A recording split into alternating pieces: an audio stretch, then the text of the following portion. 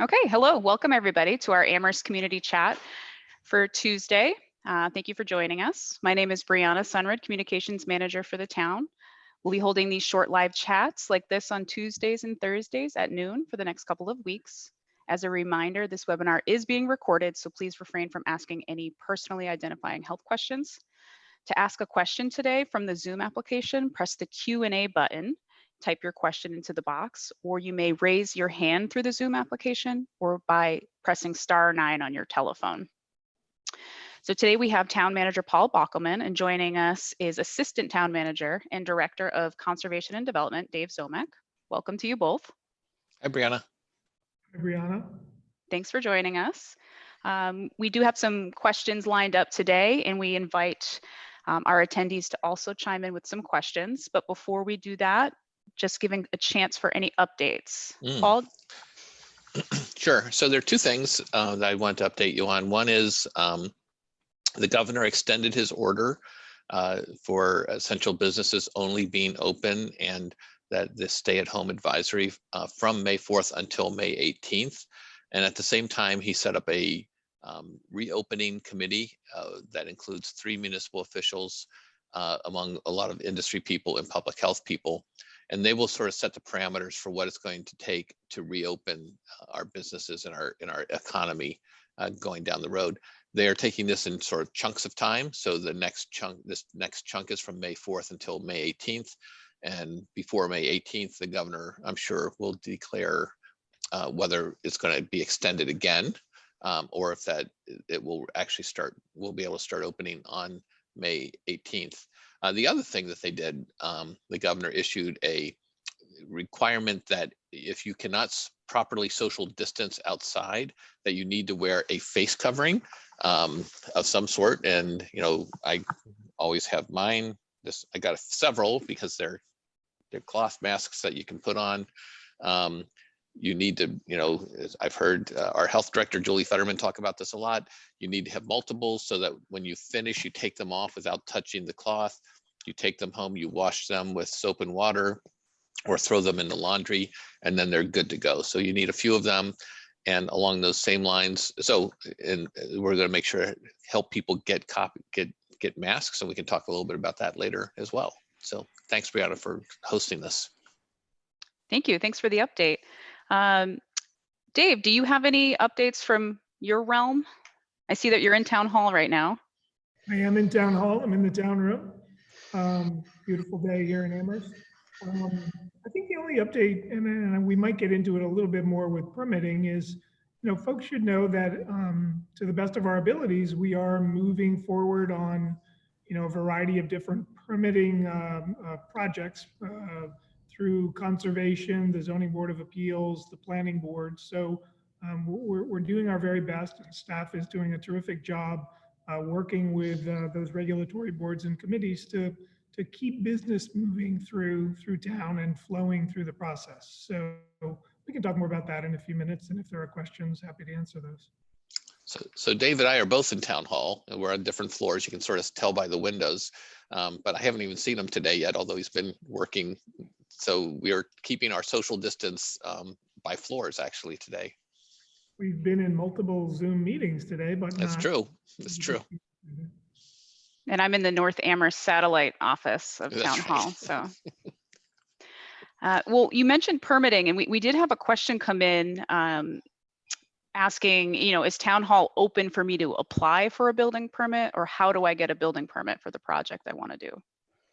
Yeah, it's a great question. And so building on my earlier comments, so we are absolutely open for that kind of business. So if people need conservation permits, building permits, Zoning Board of Appeal permits, if they need to contact the Board of License Commissioners, staff are actively working behind the scenes. So you can email or call any one of those departments, and somebody will respond to you and guide you through the process.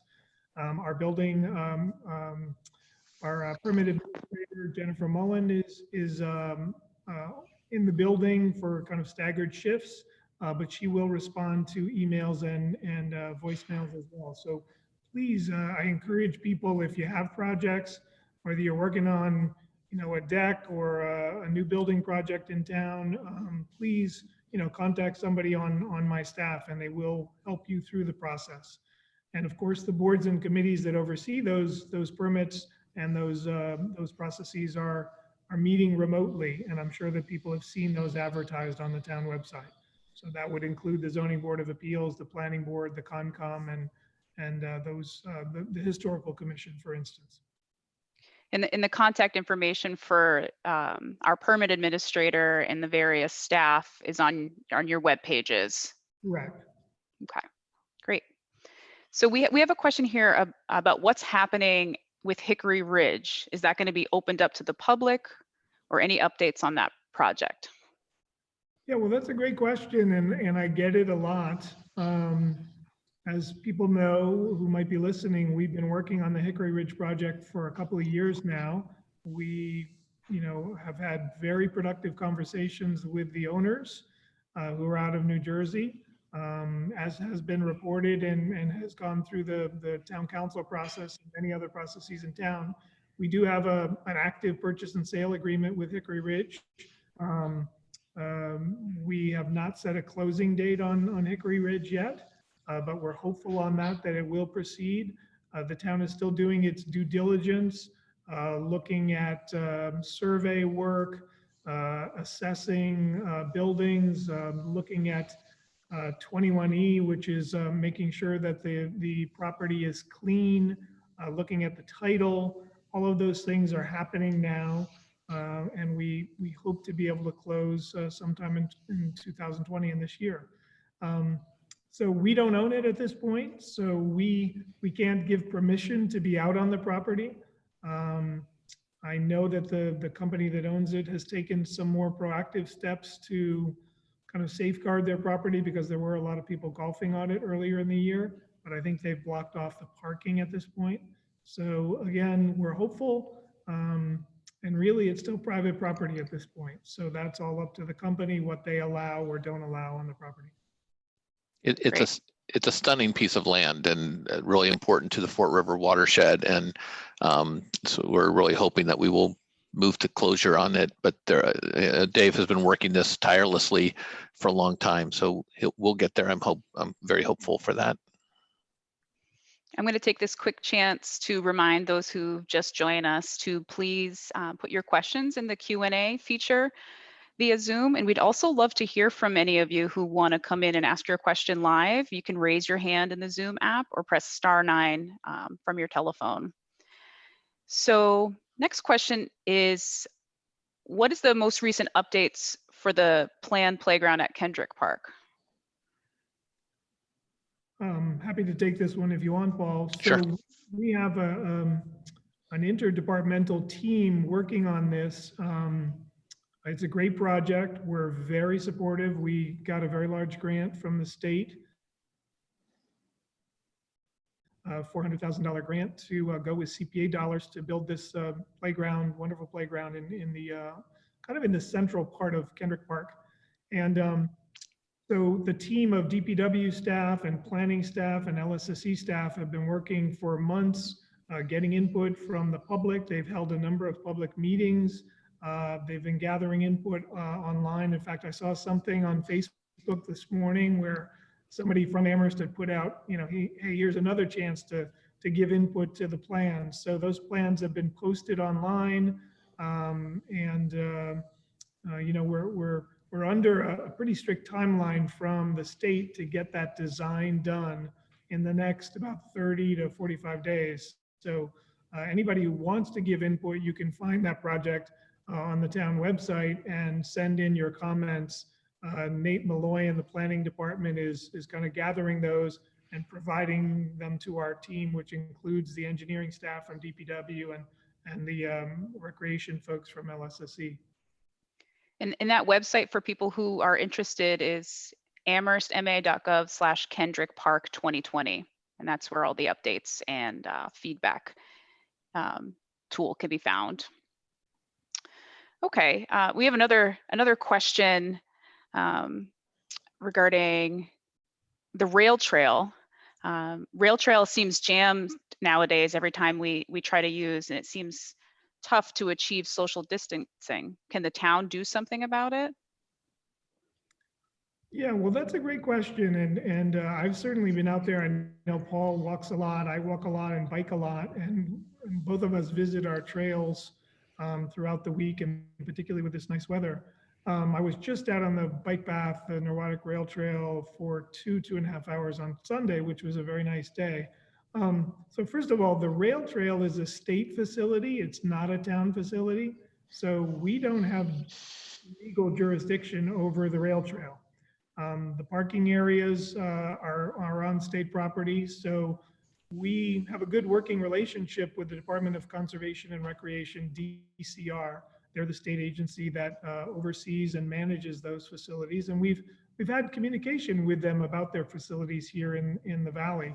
But at this point, they've chosen not to close those parking lots. Honestly, on Sunday when I was there, which was late morning, what I found was that the parking areas were actually very crowded. But once you get out on the trail, and again, I was on a bike, there was a considerable distance between the users. So for me personally, professionally, I did not see that as a major issue. I think what I saw was I saw walkers giving a wide berth, 6 feet, minimum 6 feet, 10 feet, 12 feet as they passed by each other. I saw a fair number of people wearing masks, both walkers as well as bikers wearing masks. So I think there are ways to, achieve a level of greater safety and comfort out there if people are interested in, during this time, a lot of people do want to get exercise. So I would encourage people to go at different times, go early in the morning, go on some of the overcast days. It's gorgeous out there. There's lots of wildlife and birds, but don't pick those banner bluebird days when there's going to be a lot of people on the trail. The other thing you can do is folks can choose trails that are a little bit off the beaten path. If you don't want to go on the bike path, look on our website at our trail map. We have 80 miles of trails in Amherst alone, and try to select a trail that maybe you haven't gone on before or is a little, out of the ordinary for you or on the outskirts of town, and you'll probably find very few people on those trails. So It's interesting. I was talking to Mike Morris, our superintendent of schools, and he and his kids have a project where they're trying to find a trail to hike in every community, and they keep going farther and farther out. They were in Hatfield, I think, last weekend, and it's really helpful because his kids like to look at maps. They get to look at a map. They use an app while they're hiking, and they're discovering new places. They don't go really far because the kids aren't that old, but it's a really great family activity. For the rail trail, I think what worries a lot of folks, and this, we think about this too, is as you're biking or something that, as you swish by somebody, you worry about the sort of jet stream that follows them. And that's why I think the idea of wearing a mask whenever you can is going to be suggested or required by the governor's order.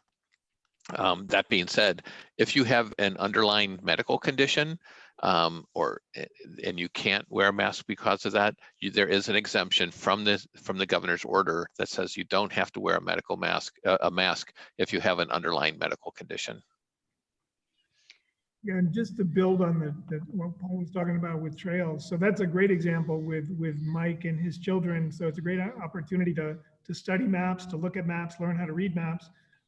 We have maps on our website, of course, for our trails. The Kestrel Trust also on their website provides a number of trail options in the 13, 14 towns around Amherst. And then there's a wonderful app, a free app that you can get on your phone called All Trails. That provides you trail information for any town, any location you're currently at. So lots of options there to get off the well-worn trails like the rail trail. No, those are great tips. There was another question about what do you do when you come upon somebody on a trail? And I think some of that is just common sense. Again, I was out at Amethyst Brook. I've been out there a couple of times, a very popular dog walking spot and hiking spot in Amherst. And I found people to be very responsible, people will pause and get off the trail 6, 8 feet, 10 feet, and allow you to pass. And I think there's a real understanding that people don't want to go close right now. That's not in everyone's best public health. So I really found people responsible and open to allowing, a family group to pass by or whatever. And I think if people think about that and have your head up and be looking, anticipating, oh, there's some hikers, or there's a runner, or there's a mountain biker, you need to anticipate a little bit more than you did pre-COVID. This trail is only 6 or 8 feet wide. I need to maybe step off into the lower underbrush here and give someone a chance to pass. So Dave, thinking about trails, has anything changed with leash laws, or is there information that you can share with folks about that? Nothing has changed with regard to leash laws. What are the rules for leash for dogs on the trails? So the rules in Amherst are pretty clear and have been consistent for a number of years. So the Conservation Commission has authority over our trails and our conservation land, and they have promulgated regulations that basically state that for most conservation areas, dogs need to be on leash at all times. The only 2 areas where dogs can be off leash are at Amethyst Brook and the lower Mill River, which is down near Mill River Recreation Area. And those 2 areas, they can be off leash from dawn to 10 in the morning. So that's really, those are the only 2 off leash areas. We're specifically asking people not to have their dogs off leash at Puffer's Pond. Dogs on beaches, even though those beaches are closed right now, we can talk about that in a little bit, but dogs on beaches really are kind of a recipe for problems to happen. You see a lot of dog bites, a lot of dog-dog interactions, dog people, dog children interactions that are not very positive. So the commission really does not want people swimming with their dogs in Puffer's Pond. You can go upstream or downstream on the Mill River or the Cushman Brook, and a lot of people do that, but not right at the 2 beaches at Puffer's. Can you update us on where the dog park is too? I know that that's been a really active project, and you've been putting a lot of time into that too. Oh yeah, it's very exciting. I mean, our dog park task force, chaired by Jim Pistrang, has done a wonderful job. So the project just went out to bid, and we got the bids back about 10 days ago. And given the bidding climate, we think that we have a bid range that is conducive to moving forward. So we're doing our internal due diligence on those bids, checking references and similar processes that we have to go through before we award a contract. But we're pretty confident that we'll be awarding a contract here in the next 2 weeks to be under construction this summer. So we've, again, great team. DPW has really helped us out, the engineering staff, Nate Malloy, the planning staff, and the committee has been fantastic. We've gotten a lot of private donations. We're still looking for donations. If anybody would like to give to that project, by all means. But I think we're over $40,000 in donations. Wow. So we'd be under construction later this summer. We do have to navigate. We do have a rare species out on the old landfill where the project will take up about 2 acres of that 55-acre site.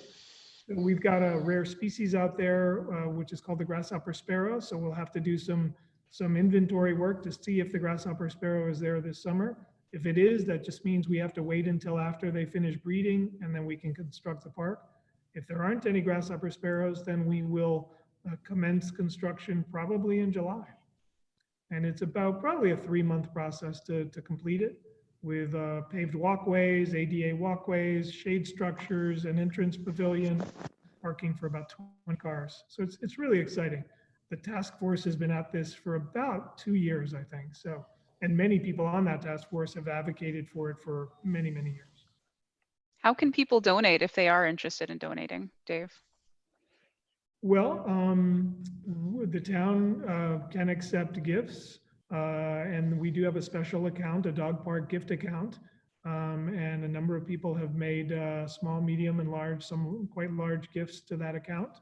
And that money is then pooled with money we have from the Stanton Foundation, which is the private foundation that has funded about $250,000 worth of both design and construction on the project. We also were successful in getting some CPA money. So all of those sources will come together, and hopefully by the fall, late fall, we'll have a beautiful new dog park. We do have to work on when it will be open exactly, because you do need to let the grass grow and really get hold before you let all those people and all those dogs out Mhm. on it. So that'll be a little bit of a nuance. Whether it opens officially, we have a ribbon cutting, say, this fall, and it officially opens in the spring. We'll have to see how that goes. But it's coming. Great. So we have a question here. If there's what's the latest on business in Amherst? I can take that one.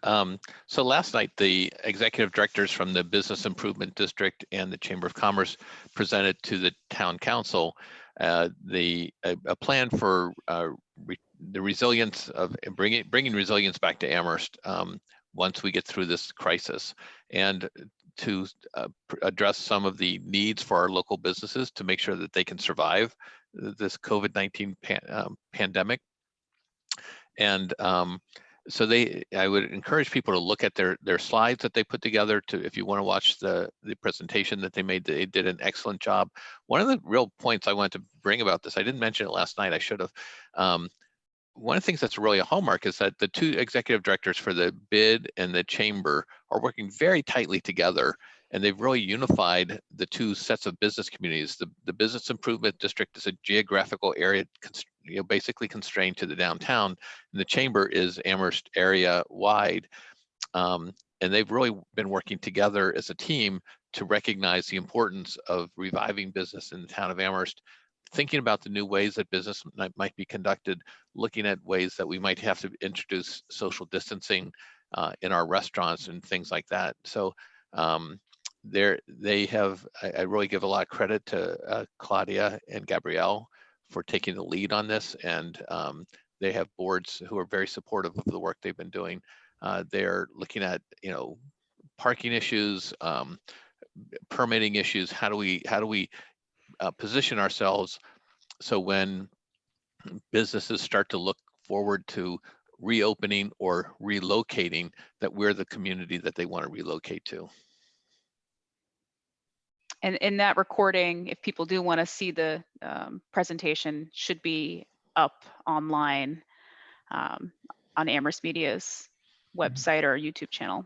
Yeah, just, you might want to talk about this, Brianna, because one of the interesting things about these types of things, but also all of our meetings are now, when they are conducted in Zoom, are automatically recorded. We record them all, and then we can put them on our YouTube channel, and people can see almost any meeting. So it's not just the meetings that Amherst Media covers now, it's pretty much all meetings. So that's one of the advantages of using a Zoom technology. There's a lot of disadvantages, but one of the advantages is everything's being recorded now and thrown up on YouTube, which is fantastic.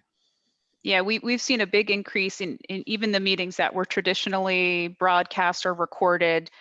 We're seeing a huge increase in public participation, in the sense of people actually tuning in live to the meetings. So that's been one of the silver linings for sure. So let's see. I think we wanted to leave a little time to talk about Amherst Masks for All and how people can request a mask if they need one for themselves or their family members, and also sign up to sew masks and or donate materials if you have them. So we have put that up on our website for the community participation officers. It's amherstma.gov/get-involved. There's a web form there that you can go on and request a mask for yourself or a family member or neighbor, and we'll coordinate with you to get that to you. You can also sign up to sew masks and donate any materials that you might have, and we can coordinate pickup and material distribution. So that's something that's up live now. We've already had over a dozen people sign up on the form for either requesting a mask or to donate or to volunteer. So we would encourage you to go there if you are in need of a mask. Yeah, that was amazing because it just went up late yesterday afternoon. So they have that many people already signed up. It's fantastic. It's really important because these are for folks who might not otherwise have access to a mask. And now that you're required to have a mask to enter stores or anything like this, we don't want to have people who don't have access to a mask to be deprived of being able to go to the grocery store or go to any kind of facility. We want people to have the access. So the intent of this is for those communities who might not otherwise have access to a mask. And so it's going to be a real group project and a community-wide project. So just credit the community participation officers for pulling this together and rolling it out so quickly. And again, the website's amherstma.gov/get involved. And you can also find it on our homepage news item. There's a link to it there if you're interested. So are there any things you want to leave the community with before we wrap up today that you didn't get a chance to touch yet, either of you? I have one thing I just want to mention. Next Monday at 5:30, the interim Sonia Aldridge, our interim finance director, and I will be presenting the budget information for FY20 and for FY21, and these will be projections of what we anticipate to be our revenues and expenditures for those 2 years, as much as we know at this point. And so it'll be a group meeting that will include the town council, the board of library trustees, and the school committee. And so it won't be a really long presentation, but it'll be a lot of information. And we'll set the stage for the decisions that we have to make coming forward as we move forward, making decisions about the budget. And just as a spoiler alert, it's not a pretty picture. It's going to be a difficult year, and we just want to help. We want to be as transparent as possible with the information that we have at this point in time. Thank you, Paul. And I imagine we'll be getting materials added to our budget webpage, and so hopefully you can follow along. Yep. Dave, do you have any parting words?